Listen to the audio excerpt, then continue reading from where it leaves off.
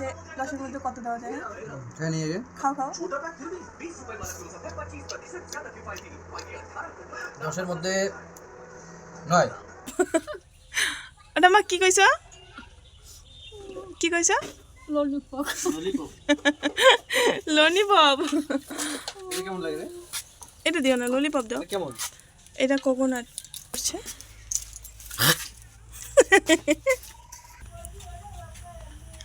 এ মাম্মা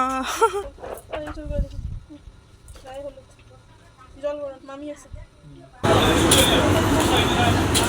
hello everyone, আজকে ভিডিওটা শুরু করলাম কিন্তু একদম অন্য সময় অন্যরকমভাবে, মানে একদম দুপুরবেলা থেকে ভিডিওটা স্টার্ট করলাম। অন্যান্য ভিডিওগুলো কিন্তু আমি একদম সকাল থেকে স্টার্ট করে দিই। আজকে সকাল থেকে অনেকটাই ব্যস্ত ছিলাম মোটামুটি বললেই চলে, কারণ গ্যালারির মধ্যে এত পরিমাণ ভিডিও জমে গিয়েছিল, সেগুলো এডিট করে একটা একটা করে আপলোড করছি, যার কারণে আজকে ভিডিওটা একদম দুপুরবেলা থেকে স্টার্ট করতে হলো আমাকে।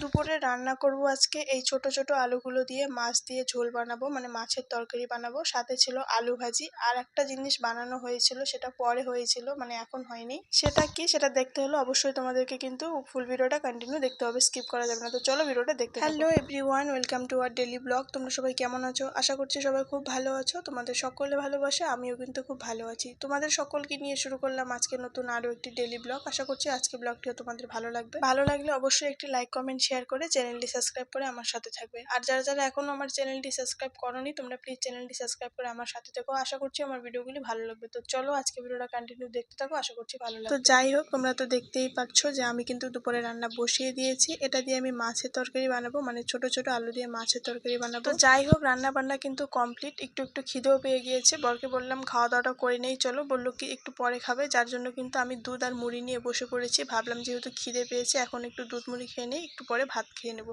আজকে কিন্তু সানডে না, আজকে ছিল 1লা মে, যার কারণে কিন্তু ডিউটি ছিল না, ডিউটি আজকে বন্ধই ছিল, তার জন্য কিন্তু ও আজকে বাড়িতে। তো আমি দুধ মুড়ি খেয়ে নিচ্ছিলাম, এখন হঠাৎ করে বলছে যে ভাত খাবে, যার জন্য কিন্তু এখন ওকে ভাত দিয়ে দেবো। তরকারিটা খায়া বললো যে 10-এর মধ্যে কত দেওয়া যায়? হ্যাঁ নিয়ে গে খাও খাও। 10-এর মধ্যে 9। ভিডিও বন্ধ করো। এক হয়ে গেছে। মানুষকে করে খাওয়ানো হচ্ছে, না করে খাওয়ানো অনেক ভালো। তোমাদেরকে বললাম না আগে যে পরে একটা জিনিস রান্না করা হয়েছিল, তো এই জিনিসটার কথাই বলেছিলাম। শাশুড়ির মার হাতে চাটনি ভীষণ, মানে ভীষণ টেস্টি ছিল, আর এর আগে আমি কখনো খাইনি, বিয়ের পরেই ফার্স্ট টাইম এখানেই খাচ্ছি। কোনটি ভালো লাগবে না চকলেটটা ললিপপ না ললিপপ। ওটা মা কি কইছো? কি কইছো? Lollipop lollipop. এটা দিও না, ললিপপ দাও। এটা কোকোনাট। কি ভালো না সব ভালো।